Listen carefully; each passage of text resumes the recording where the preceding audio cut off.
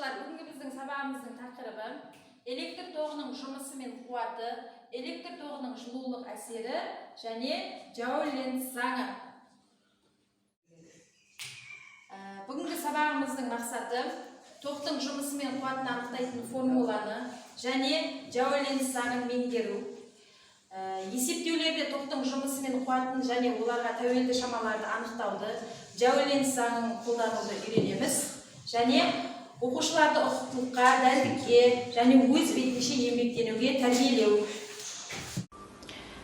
Электр тоғының жұмысын табу үшін тоқ күшін, кернеуді және жұмыс істеуге кеткен уақытты бір-біріне көбейтеміз. Жұмысты CI жүйесінде джоульменен өлшейміз. Ал тоқтың қуатын табу үшін өткізгіштегі тоқ күшін, кернеуді өлшеп және олардың көбейтіндісін табуымыз керек. Яғни P тең болады I көбейтілген U. P тең болады I квадрат көбейтілген R. Немесе P тең болады U квадрат бөлінген R-ді алуымызға болады. Жазып алыңдар формулаларды. CI жүйесінде қуатты біздер ваттпен өлшейміз. Мысалы, 1 гектоватт болса, яғни 100 ваттқа тең болады ол. 1 киловатт болса ол 1000 ваттқа тең болады. 1 мегаватт болса ол 1 миллион ваттқа тең болады. Кейбір электр аспаптарының қуаттары берілген, мысалы, шаң сорғыштың қуатын алатын болсақ, 0,165 киловаттқа тең, электр үтігін алатын болсақ, 0,6 киловаттқа тең, кір жуатын машинаны алатын болсақ, 0,5 киловаттқа тең, яғни әртүрлі электр аспаптарының әртүрлі өздерінің әрқайсының қуаттары берілген. Сонымен бірге біздер қуатты, яғни тоқтың қуатын өлшейтін құрал аспапты ваттметр деп атаймыз. Екі әртүрлі шам 230 вольт тоққа қосылған. Бірінші шам арқылы өтетін тоқ, екінші шам арқылы өтетін тоққа қарағанда көбірек. Сондықтан, бірдей уақыт аралығында бірінші шам екінші шамға қарағанда көбірек жұмыс жасайды. Сол себепті де бірінші шам анығырақ жанады. Ол бірінші шамдағы тоқ күші екіншісіне қарағанда көбірек болғанда байқалады.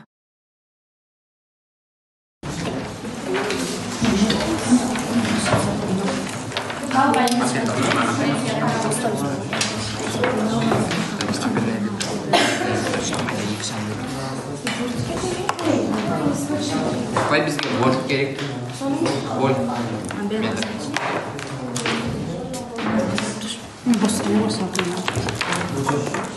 Шам апай. Сосын не шам керек та?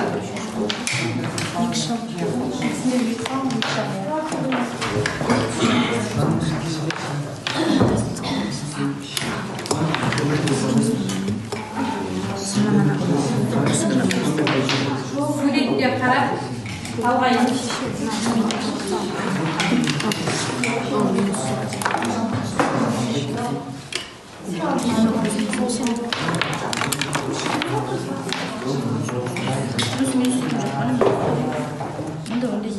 Нормально бартық болды.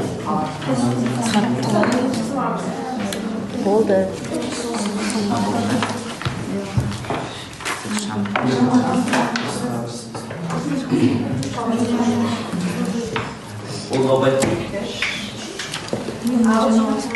Көрсете ғой.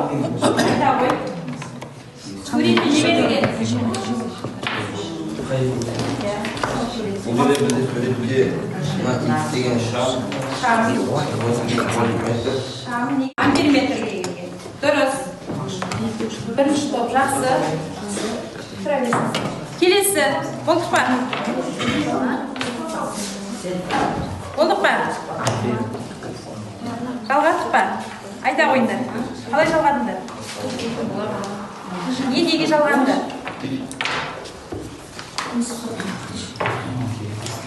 Мынау не? Амперметр. Ол неге келген?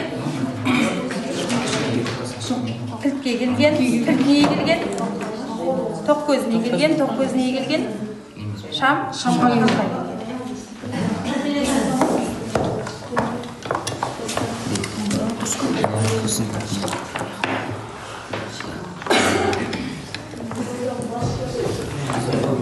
жақсы. Айта қойыңдар.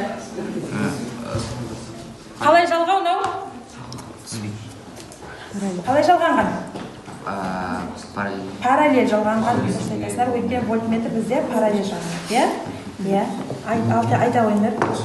Вольтметрді шамға жалғадық. Шамды амперметрге жалғадық. Амперметрді тоқ көзіне жалғадық. Тоқ көзін кілтке, кілтті шамға, шамды қайтып қойдық. Кілтті шамға, шамды қайтып қойдық. Жақсы.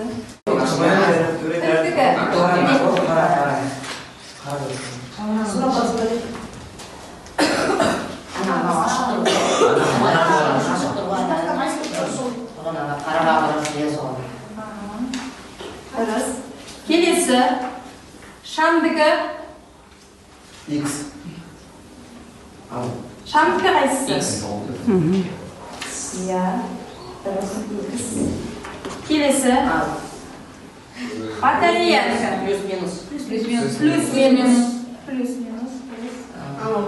келесі резистор. Жақсы. Қолдан өшірмейді.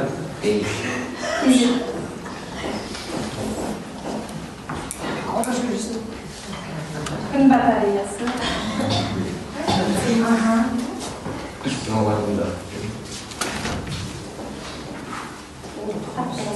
Интересно.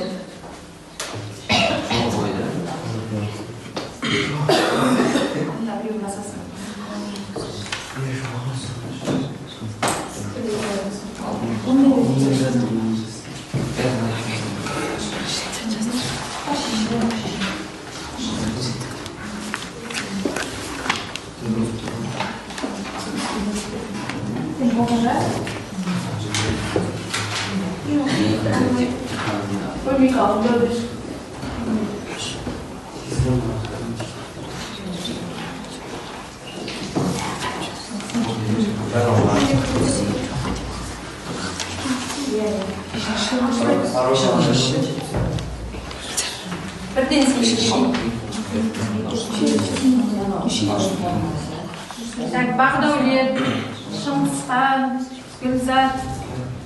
10 сұрақ берілген ішінде сіз орындайсыздар.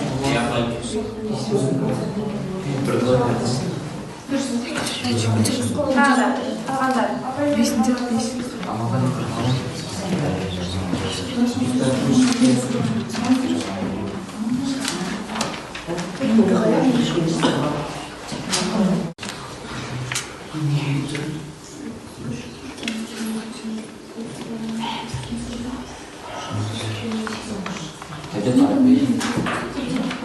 Apa ya, aku boleh wain sih.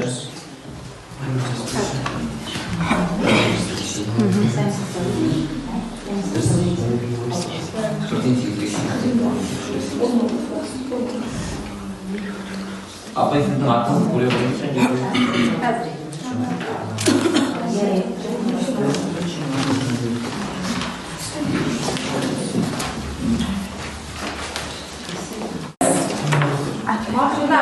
Мартинмен. На, ақтан жазасыздар. Мынау не? Қасына жазамыз, мартинмен жазамыз. Қандай құрылғы? Қасына жазамыз.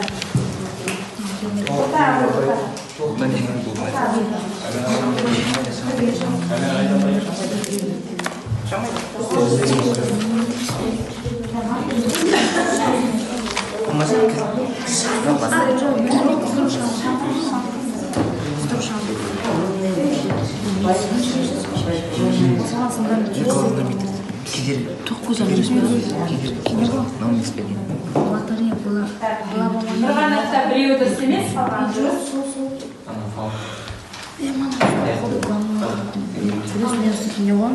Батарея. Клаванометр дейтін батарея ма? Клаванометр Бақтеш? Станцияңды ма? Кедергі. Кәне, оқыспат, бізде тақтан шағы. Шыңыстан жады. Антиге атады. Сонда қалсын. Айтау. Теріс қарайсы қойдың ғой? Былайына.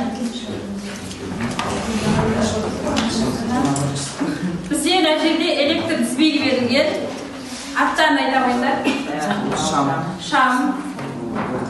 Вольтметр. Амперметр. Піл. Тоқ көзі. Дұрыс. Жақсы. Бірінші топ. Келесі. Екінші топ.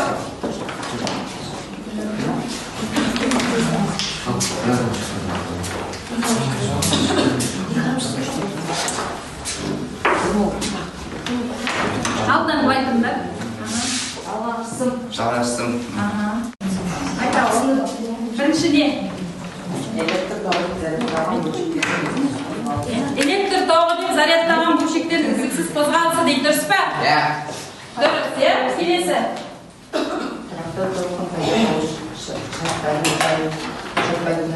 Электр зарядтарының үстелген қозғалысы. Жоқ. Тұрақты тоқ пайда болу үшін шарттарына шатпайтыны дейді, шатпайтыны. Қайсысы дедің сен?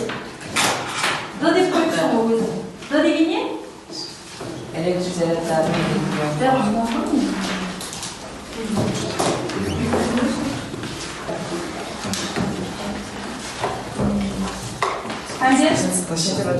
конденсатордың тоқ күшінің формуласы